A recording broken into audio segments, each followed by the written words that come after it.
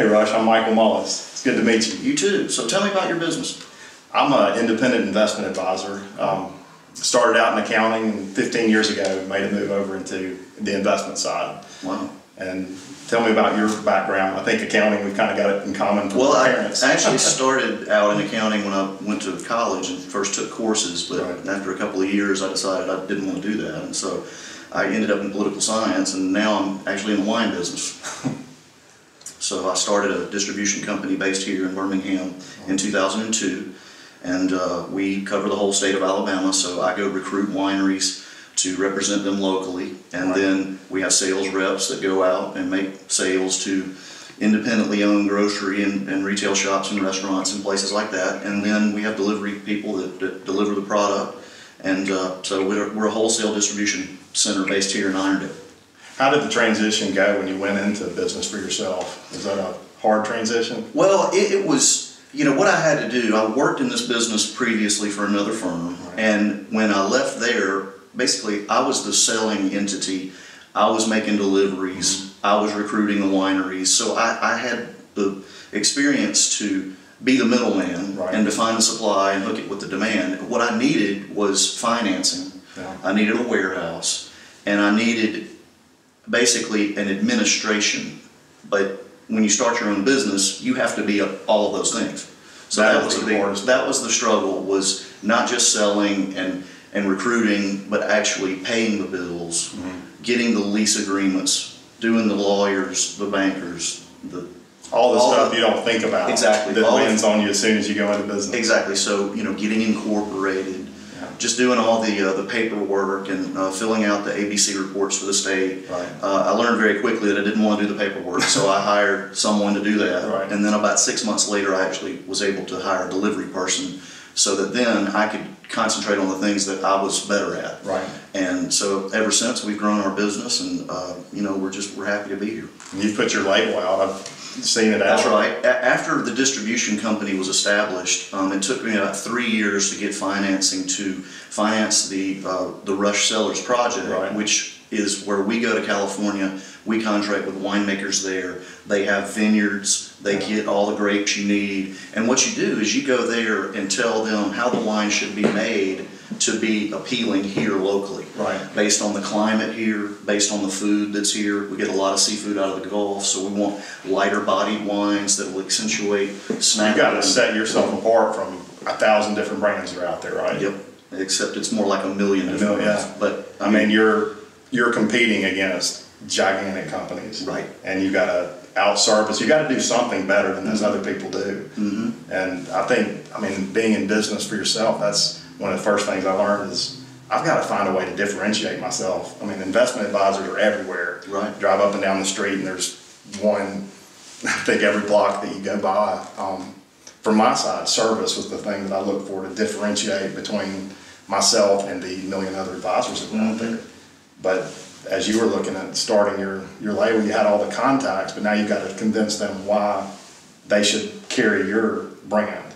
Is that right? That is. You don't see a lot of brands that are specifically crafted for a climate. That was a little bit of the hook with our brand. Was I went, saw that the way they were bringing the grapes in, saw the brix level, which is a sugar measurement that will actually dictate the alcohol level in the end product. So there were things that they did where they were making wines for other people, and the details I thought were going to yield a different result than what I wanted. The brix level, we want to pick at a lower brix level to get a lower alcohol level for these wines, because the warmer climate you drink wine in, the drying agents stick out. That's the alcohol, the oak, and the tannin. So you want to limit those three elements of the wine so that when it's 90 degrees outside, which in Alabama, you know, 8 months out of the year are summer-like conditions, you want wines that are lighter, more fruit-driven, and less dry. And so that's something that we did. We had them adjust. They showed the flexibility to do what we needed to make wines that would be really delicious year-round, no matter if you're indoors or outdoors in the Gulf Coast region. So, you know, this brand would do well anywhere along the Gulf of Mexico, including Texas or Louisiana or Mississippi or Florida. So we're hopeful that once it's established more in Alabama, that we will have other states that want to carry the product. So we're hopeful we can expand the distribution of the Rush Cellars brand. Yeah. And right now that accounts for about 13% of our gross revenue. So the vast majority of the wine we sell are wines from other people. Right. Well, going out and finding somebody to partner with when you're growing your business, I know is probably one of the hardest parts. Somebody that gets your vision. As an independent investment advisor, trying to find a broker dealer that would allow me to do for my clients what I wanted to do was hard. I didn't want to have products that I had to push on people or specific agendas that I guess a management team was pushing down. Right, sure. I started with an independent broker dealer that was called LPL, and when I started in '99, there were 1,200 advisors. I transitioned from them a year and a half ago when they had 16,000 advisors. Wow. Became the second largest broker dealer in the nation. So all of a sudden, I'd ended up in this broker dealer world where products had become pushed and hard to offer the service to my clients. So we transitioned our broker dealer a year and a half ago, which was, I think, something that nobody in the office would ever want to go through again. It's like tear everything down and just start over. Yeah. But we've ended up with a group that's out of Omaha.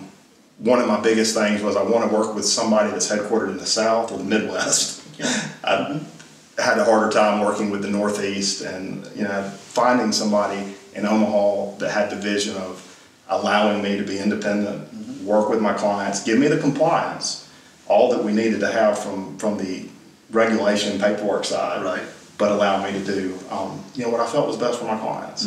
So it was a hard process to match myself up with the right group. So even though we're self-employed, you end up needing to rely on others that are in the business to catch your own vision. That was a hard thing to communicate.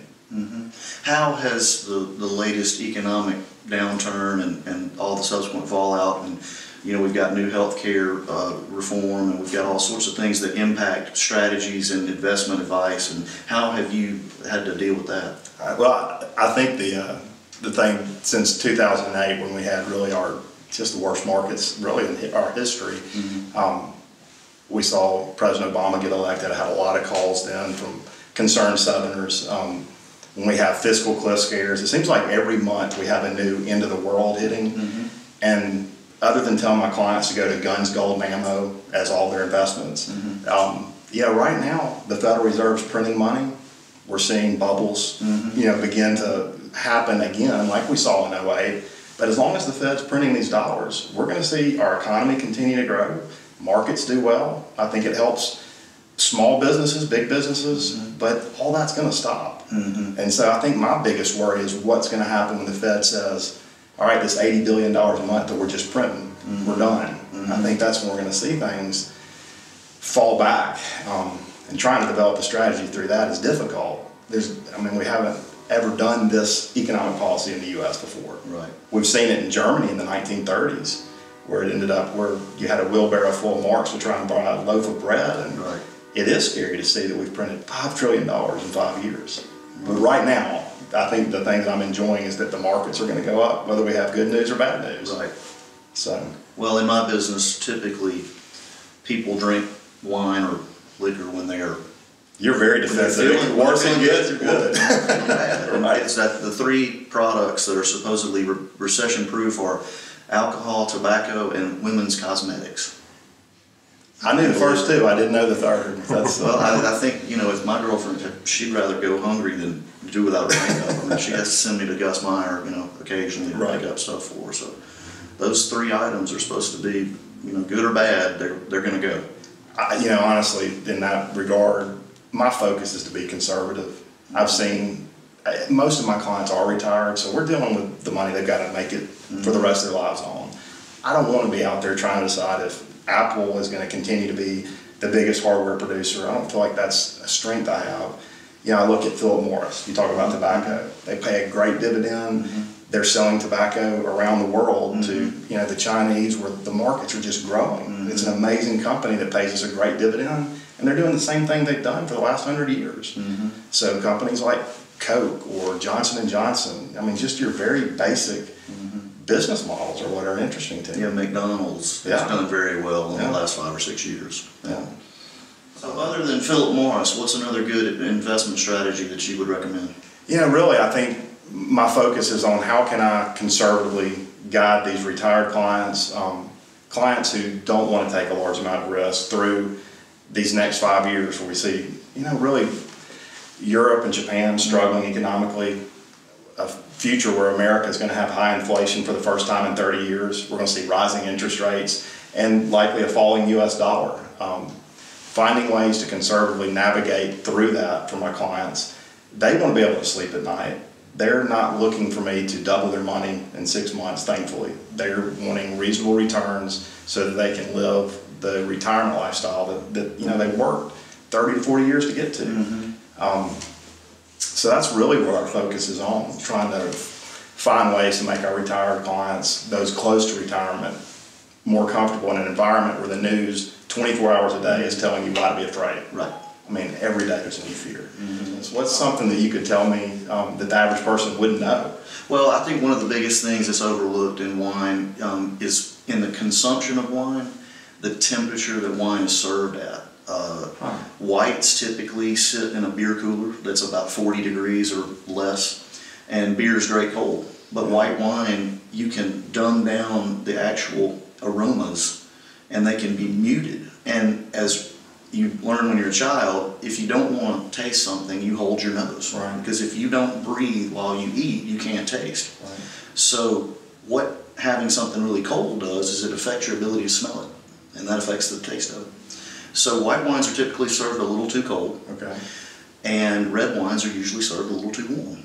And if you flash chill red wine, get it down to about 60, 62 degrees, it will focus the fruit. And then the drying agents, which are referred to tannin, oak, alcohol, those become subtlety and in the background. And the fruit becomes the lead singer. So that's what I would say is serve your red wine a little cooler than what you might normally do. Certainly cooler than room temperature, right, which is like say 70, 72 degrees room temp. Yeah. So you want to be 10 degrees lower than that. Right. And and let your whites, take them out of the fridge and let them sit on the counter for 10 minutes before you consume them. That I think you enjoy your wine better if you shrink the range of temperature between white and red. Well, it is really nice meeting you and talking to you. Very good. Wish you good luck in everything that you're doing. Thank you. You as well.